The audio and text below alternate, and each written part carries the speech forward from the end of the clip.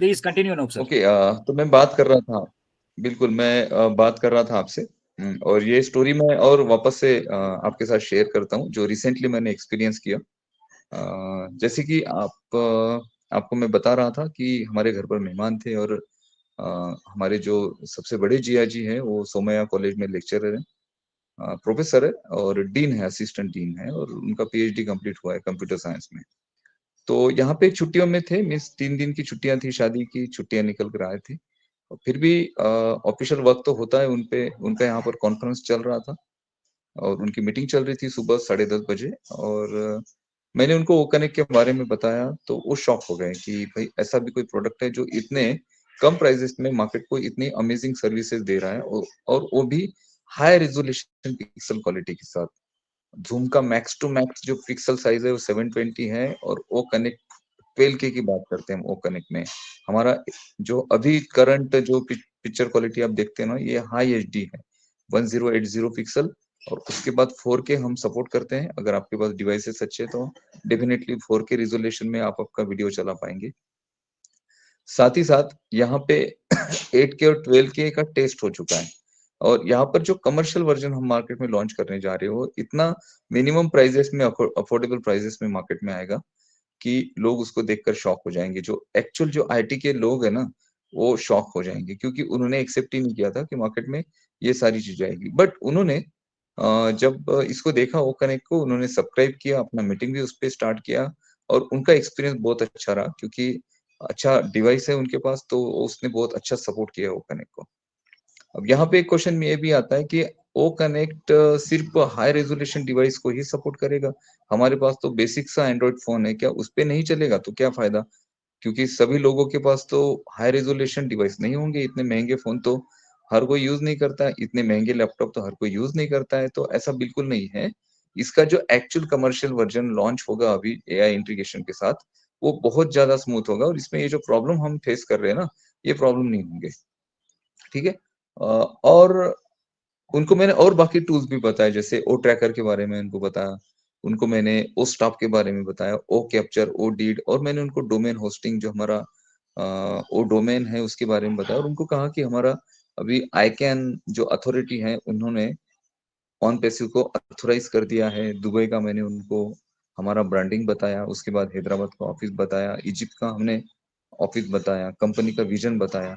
तो उनके मुंह से सडनली एक वर्ड निकला, और वो वर्ड क्या था कि भाई इसको आपका ये जो प्रोडक्ट है इसे गूगल टाइप कर लेगा, गूगल टेक ओवर कर लेगा, टाइप नहीं, गूगल इसे टेक ओवर कर लेगा। क्योंकि गूगल, माइक्रोसॉफ्ट, ये जो बड़ी इंडस्ट्रीज हैं इस पर्टिकुलर फील्ड की, आईटी फील्ड की, इनका काम ही ये है कि मार्केट में अगर कोई उभर रहा है, मार्केट में उनको लगता है कि भाई इससे हमें आगे आने वाले दिनों में खतरा हो सकता है हमारे बिजनेस को, हमारी कम्युनिटी, इससे हमारी और से इस पर्टिकुलर सॉफ्टवेयर में या फिर इस पर्टिकुलर सर्विसेज में शिफ्ट हो सकती है, तो वो लोग पूरा ट्राई करते हैं कि उस कंपनी के साथ कुछ डील की जाए, ठीक है, या फिर उनको टेक ओवर किया जाए।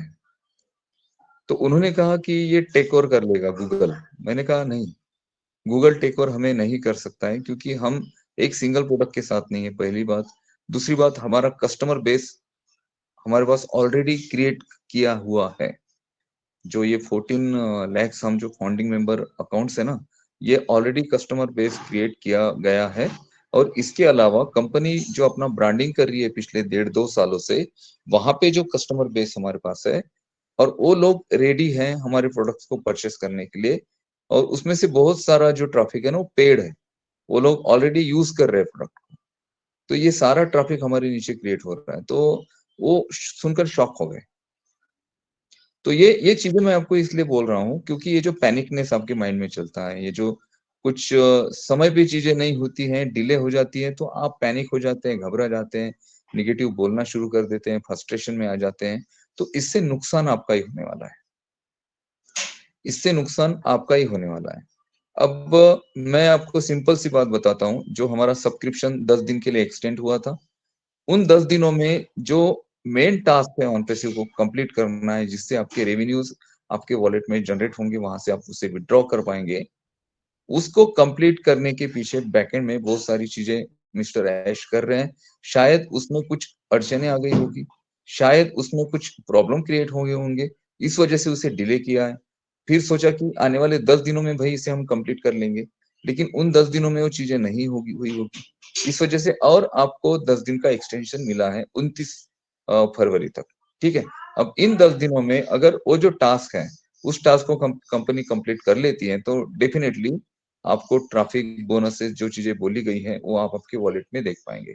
अब यहाँ पे प्रॉब्लम ये है कि हमने हमारे डे टू डे लाइफ के साथ ऑन पैसिव को जोड़ दिया है और उसको जोड़ना भी यानी जुड़ना भी था, क्योंकि वो चीज़ें आपके सामने वैसी रखी गई।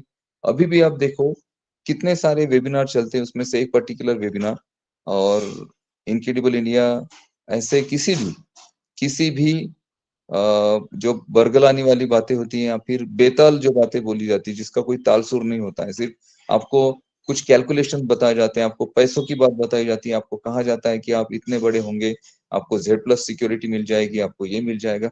अरे! इतनी बातें करने की ज़रूरत ही नहीं है।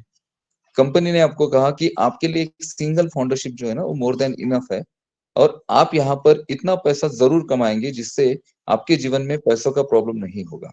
फिर आपने जेड प्लस सिक्योरिटी लगानी है, नहीं लगानी है, वो बहुत बात की बात है। इतनी बड़ी बातें करके आपको जो चीज़ें बोली जाती है ना, आप उसका एक कैलकुलेशन लगा देते हैं आपके आपके माइंड में। यार ऐसा होगा, वैसा होगा। आप बड़ी कोठी बनाएँगे, बड़ी हवेली बनाएँगे। ये जो बातें हैं ना, ये बातें ऑन पैसिव का पहली बात तो नेचर नहीं है। मिस्टर ऐश ने कहा कि टेक्नोलॉजी से रिलेटेड बातें करिए, टेक्नोलॉजी को डिलीवर करिए, बाकी चीज़ों में आपको फँसने की ज़रूरत नहीं है। आपको कितना आएगा, क्या आएगा, मिस्टर ऐश जानते हैं, आपके समय की वैल्यू जानते हैं। इस वजह से आपको उतना वो ज़रूर देंगे कि जिससे आप सैटिस्फाइड होंगे। आपकी सिंगल फाउंडिंग मेंबरशिप है तो। और जिन लोगों ने यहाँ पर अपना एफिलिएट क्राउड बनाया है, उनका जो कमीशन है, वो कमीशन अभी देख पा रहे हैं। इसके अलावा कुछ हिडन बोनसेस एंड कमीशंस होंगे, वो भी उनके वॉलेट में उनको दिखाई देंगे, विथड्रॉल्स भी होंगे, विथड्रॉल्स रियल टाइम आपके अकाउंट में भी आएँगे। मिस्टर ऐश का क्या प्लानिंग है पता है क्या? रियल टाइम में आपका विथड्रॉल जनरेट हो जाए आपके इसमें। रियल टाइम मीन्स यहाँ पे अभी अगर आप विथड्रॉल लगाते हो तो 10 से 15 दिनों का उसका ड्यूरेशन है। इस ड्यूरेशन को खत्म कर दिया जाए। आपने यहाँ पे विथड्रॉ किया विदिन कुछ मिनटों में या फिर ज़्यादा से ज़्यादा कुछ हार्स में कुछ 10, 15, 20 मिनटों में, 1 घंटे में या फिर 24 आवर्स में आपका विथड्रॉ आपके जो भी आपने विथड्रॉल डिपॉज़िट करने के लिए ऑप्शन दिया होगा, बैंक होगा, क्रिप्टो होगा, वहाँ पे आपका डिपॉज़िट हो जाए। इस पे काम चल रहा है। इस पे काम चल रहा है और ये जो कमर्शियलाइज़ हो रहा है टूल ओ कनेक्ट, इसमें पार्टिसिपेंट्स के लिए कुछ फ्री में कुछ ड्यूरेशन तक ये टूल मार्केट में दिया जाएगा, जिससे ज़्यादा से ज़्यादा यूज़र्स यहाँ पे अट्रैक्ट हों। अब सिंपल सी बात है, कंपनी अपना एक्सटेंशन क्यों बढ़ाएगी? आपको क्या लगता है? ये जो ओ कनेक्ट हम यूज़ कर रहे हैं, तो क्या इसके पीछे कुछ खर्च नहीं आ रहा है कंपनी को? देखिए, ओ कनेक्ट पर आप देखते हो, यहाँ पे हमारा रिकॉर्डिंग चल रहा है। टोटल इंडिया में कितने सारे वेबिनार्स होते हैं, कितने सारे। बैक ऑफिस पे उस दिन वो थेरी ओशो जी ने मुझे एक किसी ग्रुप में जोड़ा, वहाँ पे 60 वेबिनार पोस्ट हुए थे उस दिन। उन्होंने कहा कि आज 60 वेबिनार बैक ऑफिस में पोस्ट हुए। ठीक है? इसके अलावा बहुत सारे वेबिनार हैं जो बैक ऑफिस में पोस्ट नहीं होते हैं। मीन्स एक दिन में कितने सारे वेबिनार सिर्फ फाउंडिंग मेंबर के वेबिनार, सेमिनार चल रहे हैं। इसके अलावा लोग पर्सनली ओ कनेक्ट को यूज़ कर रहे हैं, पूरी दुनिया में। तो यहाँ पर ये जो आपका ओ कनेक्ट यूज़ होता है, क्या इसको कंपनी को खर्च नहीं करना पड़ रहा है? क्या कंपनी को उसके चार्जेस नहीं लग रहे हैं? दूसरी बात, यहाँ पर देखिए अभी ये रिकॉर्डिंग चल रहा है इस पर्टिकुलर सेशन जो हम कर रहे हैं इसका और इसका रिकॉर्डिंग क्लाउड पे स्टोर होता है, क्लाउड पे। ऑन पैसिव का अपना खुद का क्लाउड है जहाँ पर आप आपकी रिकॉर्डिंग स्टोर कर सकते हैं ओ कनेक्ट की। अगर ज़ूम में आपको रिकॉर्डिंग स्टोर करनी है या रिकॉर्ड करना है, तो ज़ूम आपका इंटरनल जो डेटा स्पेस होता है मीन्स इंटरनल जो आपकी मेमोरी होती है, जो आपने हार्ड ड्राइव दिया है आपके डिवाइस को, उसमें वो स्टोर करेगा। मीन्स वो रिकॉर्डिंग के लिए आपकी मेमोरी यूज़ करेगा, आपका स्पेस यूज़ करेगा। अगर आपके पास 1 टीबी हार्ड ड्राइव है और उसमें से 900 जीबी अगर फुल है, 100 जीबी है आपके पास सिर्फ यूज़ करने के लिए, उसमें भी डेली आपका कुछ ना कुछ वहाँ पर स्टोरेज होता है और उस केस में अगर आप रिकॉर्डिंग करते हैं डेली की अगर आपको 1 घंटे का, 1.5 घंटे का सेशन रिकॉर्ड करना पड़ता है, तो आपका हार्ड ड्राइव पूरा फुल हो जाएगा, आपको नया एक्सटर्नल हार्ड ड्राइव लगाना पड़ेगा आपके डिवाइस को। लेकिन ये प्रॉब्लम ऑन पैसिव के साथ नहीं है। यहाँ पर जो भी आप रिकॉर्डिंग करते हो, 30 डेज़ तक यहाँ पर सेव रहती है और यहाँ पे उसे आप जब आपको अपलोड करना है, जैसे अजय जी इसको रिकॉर्ड कर रहे हैं, तो अजय जी इसे 1 घंटे में या 2 घंटे में इसे अपलोड कर देंगे। ठीक है? अपलोड करने के बाद एक बार यूट्यूब पे चली गई रिकॉर्डिंग, तो वहां से वो डिलीट भी हो जाती है 30 दिनों बाद, तो कोई फर्क नहीं पड़ता है क्योंकि यूट्यूब पे रिकॉर्डेड है। क्योंकि रिकॉर्डिंग हम करते इसलिए हैं कि इसे सोशल मीडिया प्लेटफॉर्म पर हम इसे अपलोड कर पाए, और एक बार अपलोड हो जाती है तो बाद बाद में वहां 30 दिनों में डिलीट भी हो जाती है, तो कोई फर्क नहीं पड़ता है। तो 30 दिनों का ये जो ड्यूरेशन आपको दिया गया है कि ये 30 दिनों तक आप यहाँ पर क्लाउड पे रिकॉर्ड कर कर रख सकते हैं, तो ये बहुत बड़ा स्पेस यहाँ पे यूज होता है। डेली कितना ज्यादा डेटा यहाँ पर स्टोर होता है। और इसको पर्टिकुलर टूल को यूज करने के लिए जो हम यूज करते हैं ना, तो इसके पीछे कुछ ऐसा नहीं है कि बस आपने ओ कनेक्ट यूज करना शुरू कर दिया, तो ओ कनेक्ट को जो इसका प्रोग्राम ऑपरेशन है, मीन्स इसका जो प्रोग्रामिंग ऑपरेट होता है, उसको मेंटेन करना भी बहुत ज्यादा जरूरी है, जिसके लिए स्पेशल कंपनी की टीम होगी जो इसका प्रोग्रामिंग और ऑपरेशन मेंटेन कर रहे होंगे। जिसमें ये जो मेंटेनेंस है, इसमें अलग अलग सेक्शन होंगे, जिसमें डेटा मेंटेनेंस मीन डेली जो डेटा कितना आ रहा है उसका कैलकुलेशन करना। उसके बाद इसका जो एरर है, मीन्स इसमें कुछ एरर आ रहे हैं तो उसको मेंटेन करने के लिए अलग टीम होगी। तो एक पर्टिकुलर टूल को इसका प्रोग्रामिंग मेंटेन करने के लिए कितना बड़ा स्टाफ होगा जो इस पूरे टूल को मेंटेन कर रहा होगा। तो इसका खर्च क्या कंपनी को आ नहीं रहा है? हर दिन जितने वेबिनार सेमिनार होते हैं ना, तो ये सारा स्टाफ उसमें इन्वॉल्व होता है। वही जो सेशन चल रहे हैं इसमें कोई बग्स ना आए, कोई फॉल्ट ना आए, यहाँ पे सेशन ठीक से चले। कुछ इश्यूज है तो उसको हम कलेक्ट करें, उसपे हम काम करें। तो कंटिन्यूअसली टीम, स्पेशल टीम है वो कनेक्ट के लिए जो काम कर रही है। हर टूल के लिए एक अलग टीम होगी, क्योंकि वो कनेक्ट का डिपार्टमेंट अलग होगा और बाकी अलग जो प्रोडक्ट है उसके भी डिपार्टमेंट्स अलग होंगे और रखने ही पड़ेंगे अलग अलग। क्योंकि सभी लोगों को अगर एक ही टूल का टास्क दिया जाए तो मिक्सअप हो जाएगी चीजें। वो ना तो ओ कनेक्ट का कुछ इशू सॉल्व कर पाएंगे, ना ओ ट्रैकर का कर पाएंगे। तो अलग अलग इसके सेक्शंस होंगे, अलग अलग इसकी टीम होगी, जो भी होगी, 2 लोगों की, 4 लोगों की, 8 लोगों की, 10 लोगों की होगी। क्या है ये टीम?